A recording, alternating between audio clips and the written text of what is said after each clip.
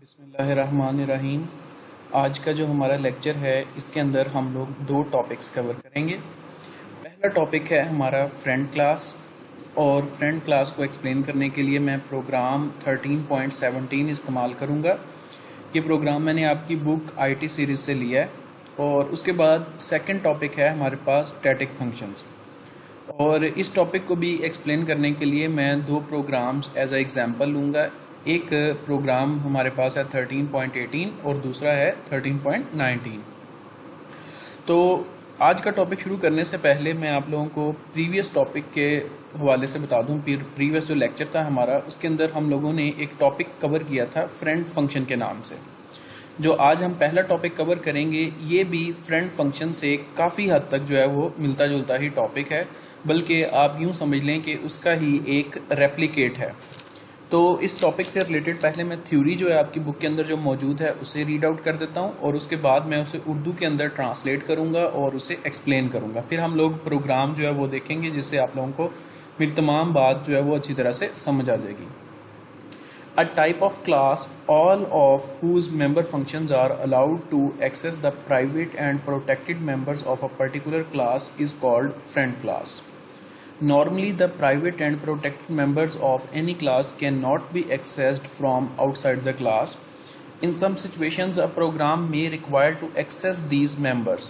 The use of the friend classes allows a class to access these members of another class.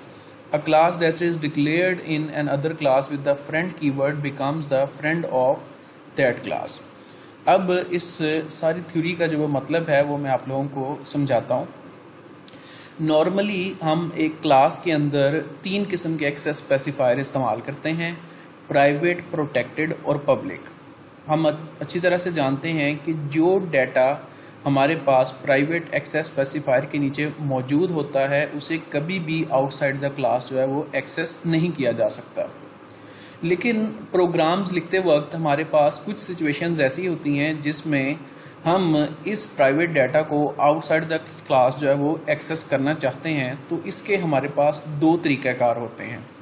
पहला तरीक़ाकार तो हम लोगों ने previous lecture के अंदर देखा, जिसे हम फ्रेंड फंक्शन कहते हैं, कि हम उस क्लास के अंदर एक फंक्शन लिखते हैं और फ्रेंड का कीवर्ड इस्तेमाल करते हैं, और वो फंक्शन आउटसाइड द क्लास जाके उस क्लास के प्राइवेट और प्रोटेक्टेड डाटा मेंबर्स दोनों को एक्सेस करने की सलाहियत हासिल कर लेता है। इसी तरह हम अगर एक क्लास के प्राइवेट मेंबर्स को दूसरी क्लास के अंदर एक्सेस करना चाहते हैं तो हम पहली क्लास के अंदर दूसरी क्लास को एज अ फ्रेंड डिक्लेयर करते हैं। ठीक है, एज अ फ्रेंड डिक्लेयर करने से ये बेनिफिट होता है कि जो हमारी सेकंड क्लास होती है, जो कि क्लास फर्स्ट के अंदर एज अ फ्रेंड मौजूद होती है, वो उसके प्राइवेट और प्रोटेक्टेड दोनों डाटा मेंबर्स को एक्सेस करने की सलाहियत हासिल कर लेती है। अब इस चीज़ को एक्सप्लेन करने के लिए मैं एग्जाम्पल इस्तेमाल करता हूँ, उससे ये टॉपिक आपको काफ़ी हद तक जो है वो क्लियर हो जाएगा। ये मैंने आपकी बुक में से ही प्रोग्राम लिया है 13.17। अच्छा जी, सबसे पहले हमारे पास एक सिंपल सा प्री प्रोसेसर डायरेक्टिव लिखा हुआ है। उसके बाद हमारे पास एक स्टैंडर्ड इंस्ट्रक्शन मौजूद है, और स्टैंडर्ड इंस्ट्रक्शन के नीचे हम क्लास का कीवर्ड इस्तेमाल करते हुए एक क्लास डिक्लेयर कर रहे हैं ए, और विद इन द ब्रैकेट्स जो है इसकी डेफिनेशन भी प्रोवाइड की गई है। और जैसे ही हमारे पास क्लास स्टार्ट होती है, हमारे पास प्राइवेट एक्सेस स्पेसिफायर के नीचे आप देख सकते हैं कि दो डाटा मेंबर्स मौजूद हैं। ठीक है, और दोनों की डाटा टाइप जो है वो हमारे पास इंटीजर है। और उसके बाद हमारे पास एक पब्लिक एक्सेस स्पेसिफायर मौजूद है, और इस पब्लिक एक्सेस स्पेसिफायर के नीचे हमारे पास एक कंस्ट्रक्टर मौजूद है। ये कंस्ट्रक्टर इन दोनों डाटा मेंबर्स को इनिशियलाइज करने के लिए इस्तेमाल हो रहा है, यानी कि जब भी हम इस क्लास का कोई भी ऑब्जेक्ट क्रिएट करेंगे तो हमारे पास ये कंस्ट्रक्टर ऑटोमेटिकली एग्जीक्यूट होगा, और इसके एग्जीक्यूट होने के रिस्पांस में ये दोनों डाटा मेंबर्स जो हैं इनिशियलाइज हो जाएंगे। वेरिएबल ए को वैल्यू 10 असाइन हो जाएगी और वेरिएबल बी को वैल्यू 20 असाइन हो जाएगी। उम्मीद है कि यहाँ तक किसी किस्म की कोई प्रॉब्लम नहीं होगी। उसके बाद आप देख सकते हैं कि यहाँ पर फ्रेंड का कीवर्ड इस्तेमाल किया गया है, और यहाँ पर हम क्लास बी लिख रहे हैं, जबकि इससे प्रीवियस लेक्चर के अंदर हम लोग यही फ्रेंड का कीवर्ड इस्तेमाल करते थे, और हम लोग यहाँ पर कोई ना कोई फंक्शन जो है वो लिख देते थे। ठीक है, जिस तरह फ्रेंड वॉइड शो अगर हम लिखते हैं तो ये फंक्शन जो है इस क्लास का फ्रेंड बन जाएगा और ये आउटसाइड द क्लास जाके इसके डाटा मेंबर्स को एक्सेस करने की सलाहियत हासिल कर लेगा, खास तौर पे प्राइवेट और प्रोटेक्टेड डाटा मेंबर्स को। इसी तरह अगर हम फ्रेंड का कीवर्ड इस्तेमाल करते हुए किसी दूसरी क्लास को इस क्लास का फ्रेंड बना देते हैं तो जो क्लास हमने इस क्लास की फ्रेंड बनाई है वो इसके प्राइवेट एक्सेस स्पेसिफायर के नीचे मौजूद डाटा और प्रोटेक्टेड एक्सेस स्पेसिफायर के नीचे मौजूद डाटा को एक्सेस करने की सलाहियत रखती है।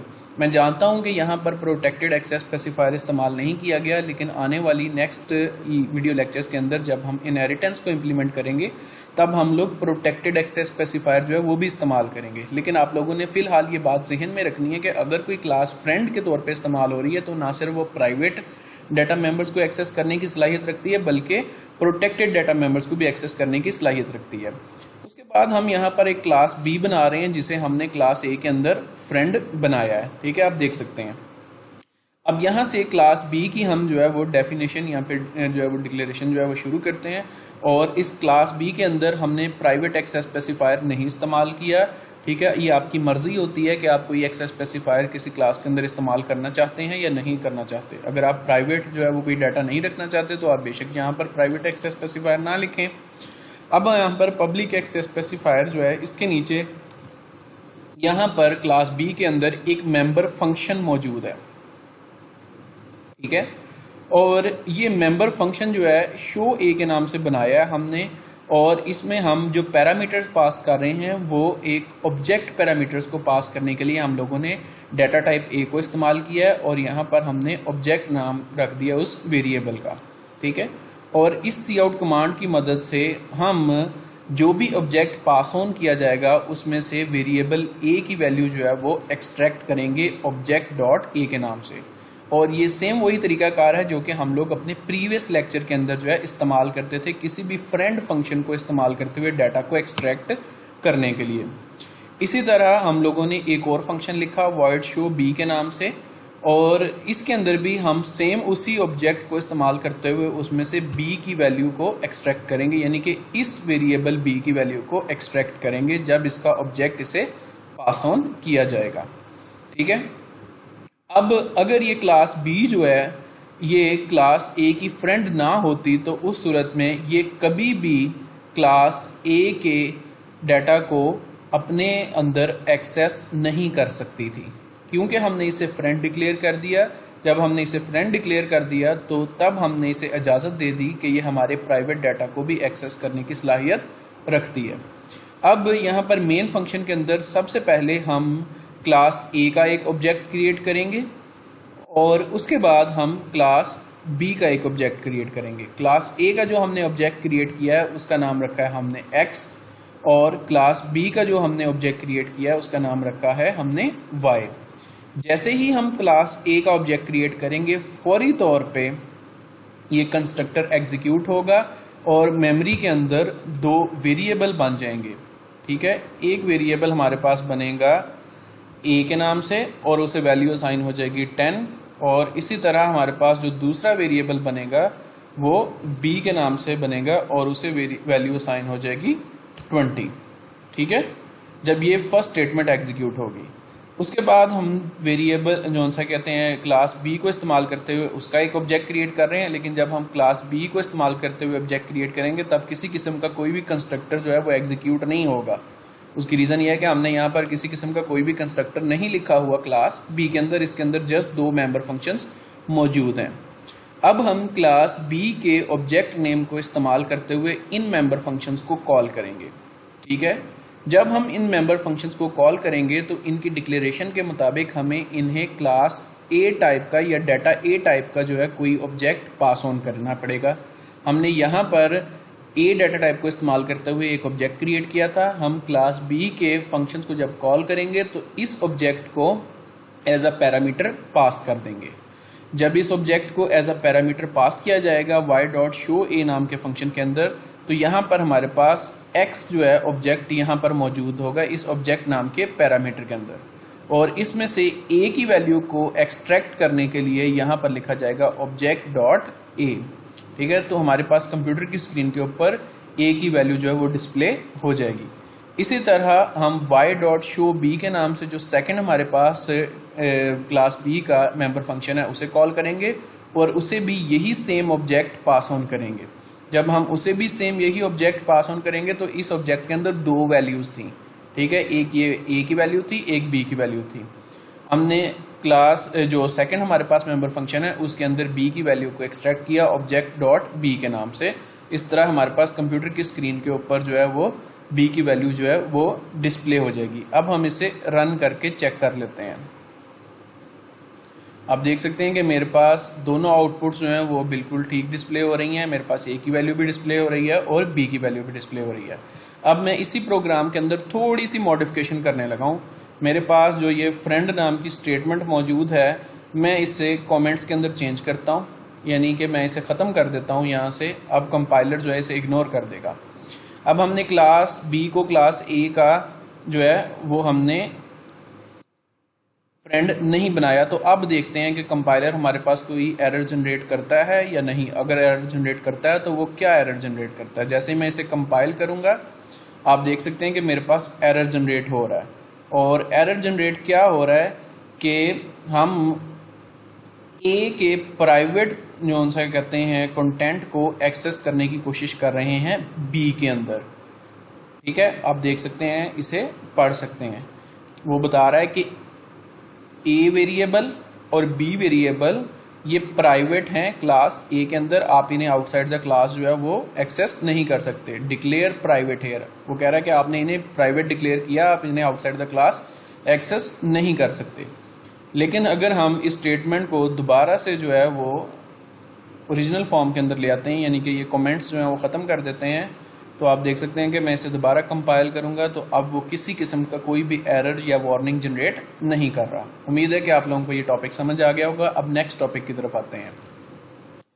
जो हमारा आज का सेकंड टॉपिक है ये काफ़ी ज़्यादा इम्पॉर्टेंट है। ठीक है, ये टॉपिक हम लोगों ने पिछले एक लेक्चर के अंदर भी कवर किया था, जिसके अंदर हमने स्टैटिक डाटा मेंबर्स जो हैं वो डिस्कस किए थे। स्टैटिक डाटा मेंबर्स के बारे में मैंने आप लोगों को बड़ी डिटेल से बताया था कि स्टैटिक डाटा मेंबर हम ऐसे डाटा मेंबर को बनाना चाहते हैं या ऐसे मेंबर को स्टैटिक डाटा मेंबर डिक्लेयर करते हैं जिसे हम चाहते हैं कि वो तब तक मेमोरी के अंदर मौजूद रहे जब तक प्रोग्राम अपनी एग्जीक्यूशन कंप्लीट नहीं करता।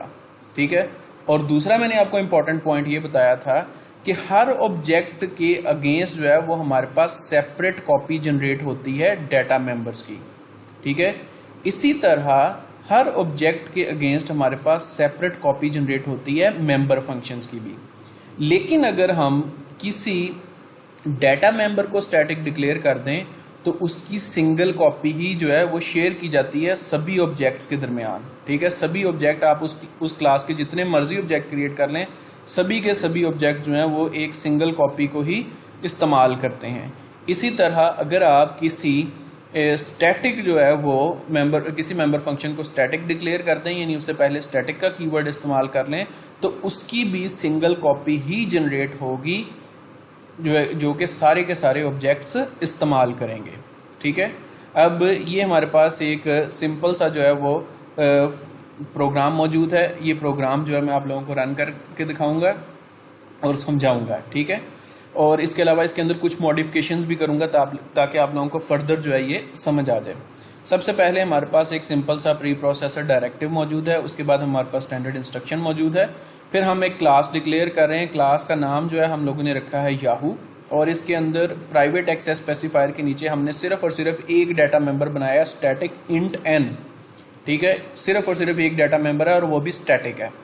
उसके बाद हम पब्लिक एक्सेस स्पेसिफायर के नीचे एक कंस्ट्रक्टर इस्तेमाल कर रहे हैं और कंस्ट्रक्टर के अंदर हम एन इंक्रीमेंट ऑपरेटर जो है वो इस्तेमाल कर रहे हैं, यानी कि ये कंस्ट्रक्टर जितनी दफ़ा भी एग्जीक्यूट होगा उतनी दफ़ा ये इस वेरिएबल एन की वैल्यू को इंक्रीज कर देगा।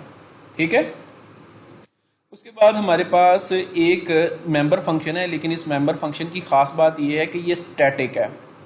अब स्टैटिक मेंबर फंक्शन जो है वो क्या कर रहा है कि कंप्यूटर की स्क्रीन के ऊपर जो है कंप्यूटर की स्क्रीन के ऊपर एक मैसेज डिस्प्ले करवा रहा है, you have created an object so far, यानी कि जितने ऑब्जेक्ट क्रिएट होंगे उतनी दफ़ा एन की वैल्यू इंक्रीज होती जाएगी और हम इस फंक्शन को इस्तेमाल करते हुए ये देख सकेंगे कि हमने अब तक कितने ऑब्जेक्ट्स जो हैं वो क्रिएट किए हैं और उनकी जो नंबर्स होंगे वो कंप्यूटर की स्क्रीन के ऊपर डिस्प्ले हो जाएंगे।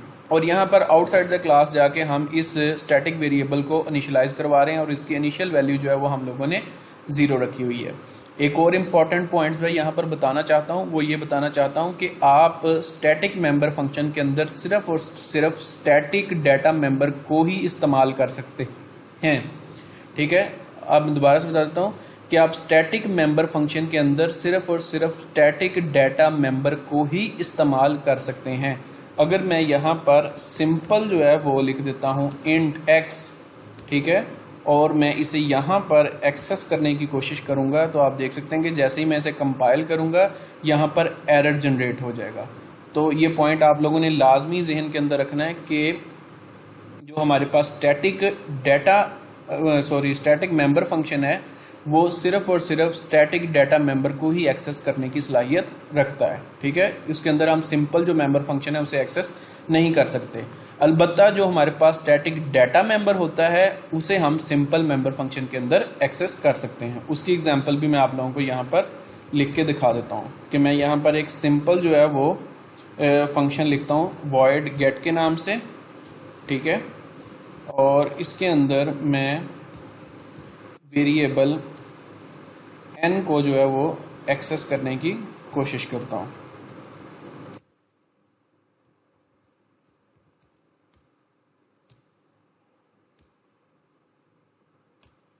अब मैं इसे कंपाइल करूंगा तो किसी किस्म का कोई भी एरर जनरेट नहीं होगा।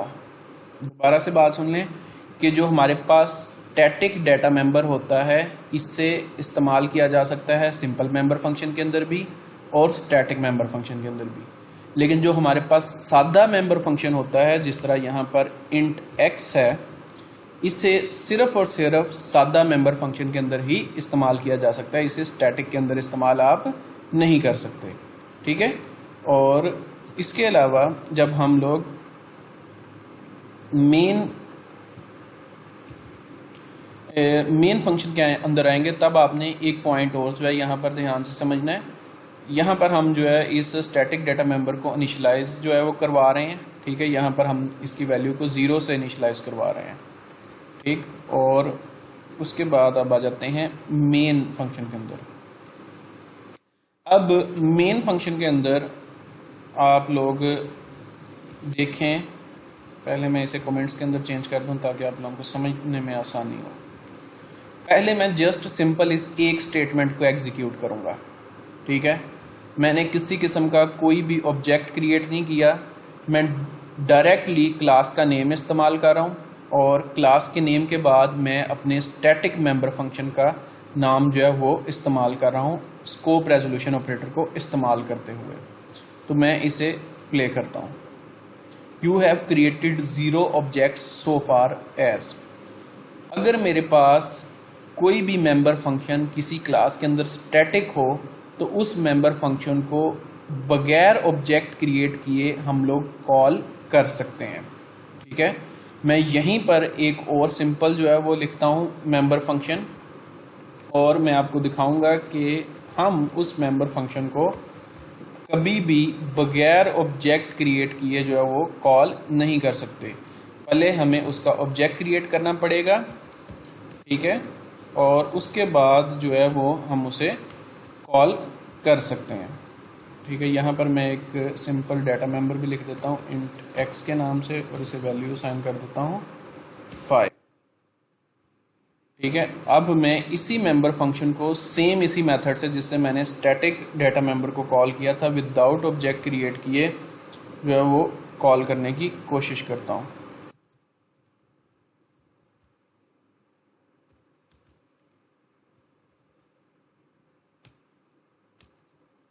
अब जैसे ही मैं इसे एग्जीक्यूट करूंगा मेरे पास एक एरर जनरेट होगा और एरर जो है वो आप लोगों ने देखना क्या कह रहा है।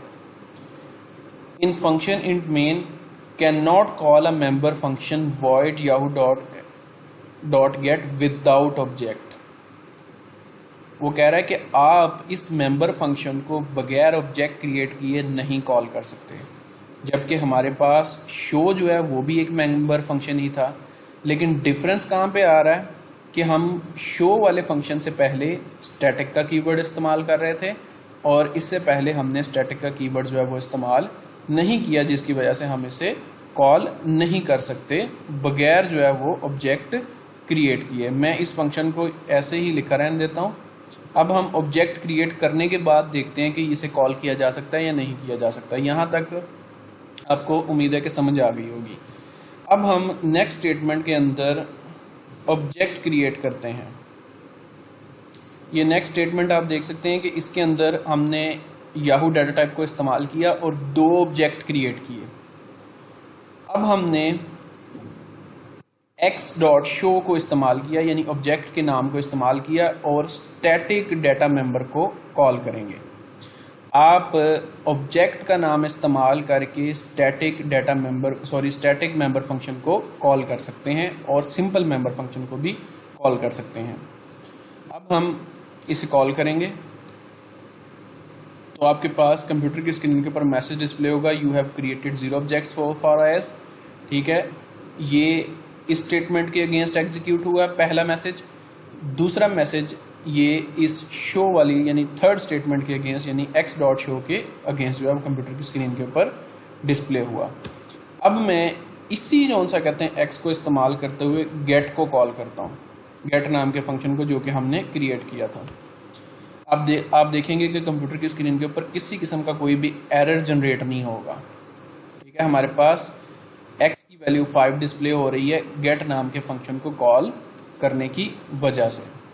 ठीक है, तो ये बात जहन में रखनी है कि जो हमारे पास स्टैटिक डाटा मेंबर है, स्टैटिक मेंबर फंक्शन है, इसे हम बगैर ऑब्जेक्ट क्रिएट भी किए भी कॉल कर सकते हैं। ऑब्जेक्ट क्रिएट करने के बाद ऑब्जेक्ट का नाम इस्तेमाल करके भी कॉल कर सकते हैं, जबकि हमारे पास जो सिंपल मेंबर फंक्शन होता है उसे हम कभी भी डायरेक्ट कॉल नहीं कर सकते। उसे हम सिर्फ और सिर्फ ऑब्जेक्ट का नाम इस्तेमाल करके यानी ऑब्जेक्ट क्रिएट करने के बाद ही कॉल कर सकते हैं। अब ये नेक्स्ट स्टेटमेंट के अंदर हमने एक थर्ड जो है वो क्रिएट किया है ऑब्जेक्ट yahoo.z और इसका नाम इस्तेमाल करते हुए हम स्टैटिक मेंबर फंक्शन को कॉल करते हैं। अब आप देखेंगे कि हमारे पास जो कंप्यूटर की स्क्रीन के ऊपर मैसेज डिस्प्ले होगा उसमें वो हमें बताएगा पहले कि हमने 0 ऑब्जेक्ट क्रिएट किया है, उसके बाद ये वाली स्टेटमेंट जब एग्जीक्यूट होगी तो तब तक हम 2 ऑब्जेक्ट्स क्रिएट कर चुके थे और जब ये वाली स्टेटमेंट एग्जीक्यूट होगी तब हमने 3 ऑब्जेक्ट्स में वो क्रिएट कर लिए हैं अब तक, लास्ट वाली स्टेटमेंट के एंड तक। पहली स्टेटमेंट में हमने 0 ऑब्जेक्ट क्रिएट किया क्योंकि इससे पहले कोई भी ऑब्जेक्ट मौजूद नहीं है। उसके बाद हमने यहाँ पर नेक्स्ट स्टेटमेंट के अंदर 2 ऑब्जेक्ट्स क्रिएट किए, फिर हमने x.show के फंक्शन को कॉल किया जिसने हमें बताया कि हमने 2 ऑब्जेक्ट्स क्रिएट किए हैं। फिर हमने एक थर्ड ऑब्जेक्ट क्रिएट किया और दोबारा से x.show को कॉल किया तो जिसने हमें रिस्पॉन्स किया कि you have created 3 objects so far as. ठीक है, अब हम इसी टॉपिक को समझने के लिए एक और एग्जाम्पल जो है वो इस्तेमाल करते हैं।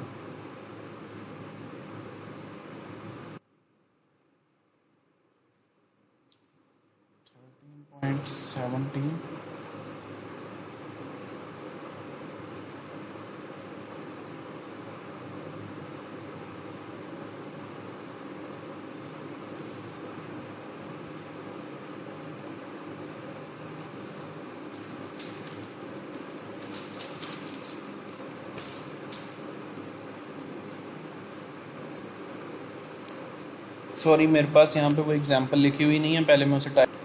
अच्छा जी, ये हमारे पास नेक्स्ट एग्जांपल है 13.19। हम इसे इस्तेमाल करते हुए दोबारा से जो है वो देखते हैं कि हम स्टैटिक मेंबर फंक्शन जो है वो उसे किस तरह से इस्तेमाल करते हैं। ठीक है, ये लास्ट एग्जांपल है इस चैप्टर की।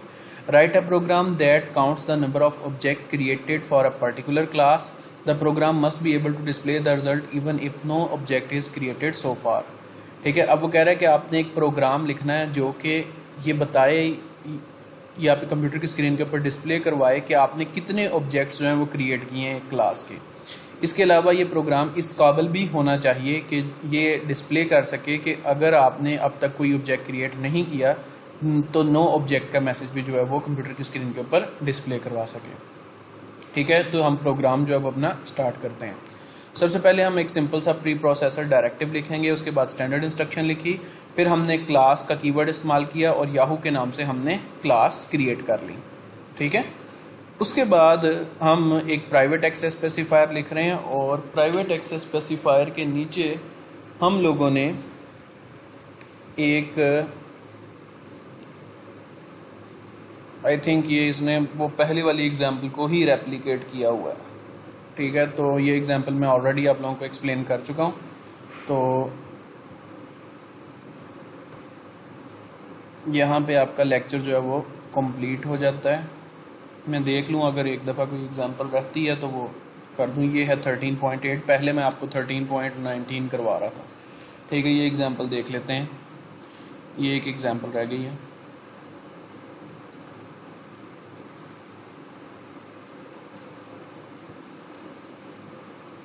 हाँ जी, यही वाली एग्जाम्पल रहती है।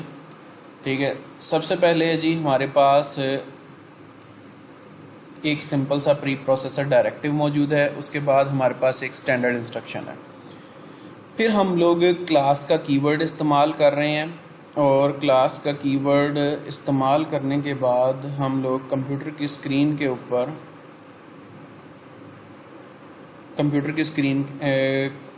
क्लास का कीवर्ड इस्तेमाल कर रहे हैं। उसके बाद हम उस क्लास का नाम रख रहे हैं टेस्ट और उसके बाद हमारे पास प्राइवेट एक्सेस स्पेसिफायर मौजूद है और प्राइवेट एक्सेस स्पेसिफायर के अंडर हमारे पास एक सिंपल सा स्टैटिक जो है वो डाटा मेंबर मौजूद है।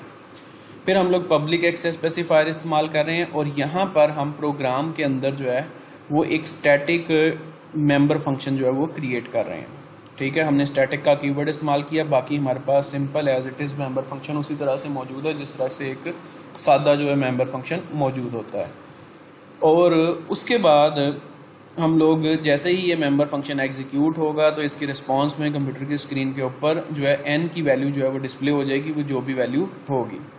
यहाँ पर हमारी क्लास जो है कंप्लीट हो जाती है। उसके बाद हम क्लास के आउटसाइड जाके इस स्टैटिक डाटा मेंबर को इनिशियलाइज करवा रहे हैं 10 से। फिर हम लोग आ जाते हैं मेन फंक्शन के अंदर और मेन फंक्शन के अंदर आप देख सकते हैं कि मैं क्लास का नाम इस्तेमाल करते हुए स्कोप रेजोल्यूशन ऑपरेटर इस्तेमाल कर रहा हूँ और डायरेक्टली इस फंक्शन को कॉल कर रहा हूँ without creating any object of that class. हमने इस क्लास का किसी किस्म का कोई भी ऑब्जेक्ट क्रिएट नहीं किया, हम जस्ट जो है क्लास का नाम इस्तेमाल कर रहे हैं, हम लोग स्कोप रेजोल्यूशन ऑपरेटर इस्तेमाल कर रहे हैं और हम लोग उस फंक्शन का नाम इस्तेमाल कर रहे हैं। और जैसे ही हम इसे एग्जीक्यूट करेंगे कंप्यूटर की स्क्रीन के ऊपर n की वैल्यू जो है वो डिस्प्ले हो जाएगी, जो कि आप लोग देख सकते हैं।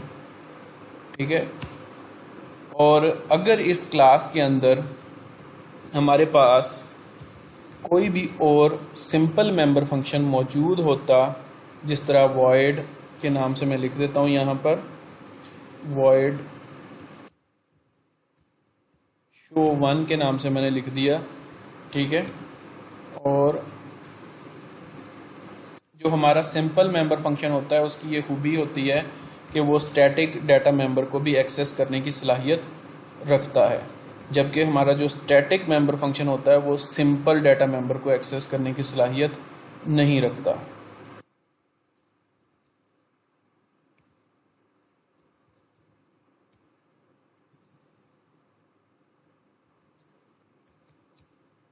आप देख सकते हैं कि मैं यहाँ पर स्टेटमेंट लिख रहा हूँ सी आउट, और अब इस मेंबर फंक्शन को कॉल करने का सिर्फ और सिर्फ एक ही तरीकाकार है कि मैं पहले इसका ऑब्जेक्ट क्रिएट करूँगा, क्योंकि अगर मैं इसे स्टैटिक वाले मेथड से कॉल करने की कोशिश करूँगा तो मेरे पास एरर जनरेट हो जाएगा।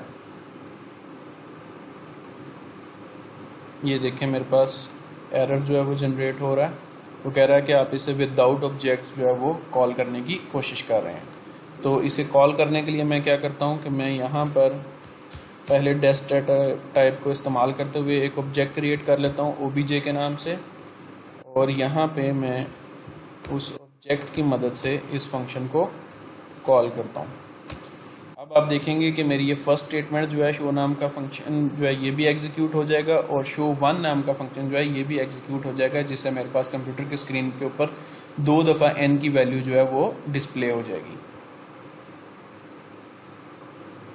यहाँ पर मेरे पास n की वैल्यू जो है वो 2 दफ़ा शो हो रही है, पहली वैल्यू जो है वो स्टैटिक मेंबर फंक्शन जो है उसकी वजह से शो हो रही है, जबकि जो सेकंड वैल्यू है ये मेरे पास सिंपल मेंबर फंक्शन की वजह से शो हो रही है।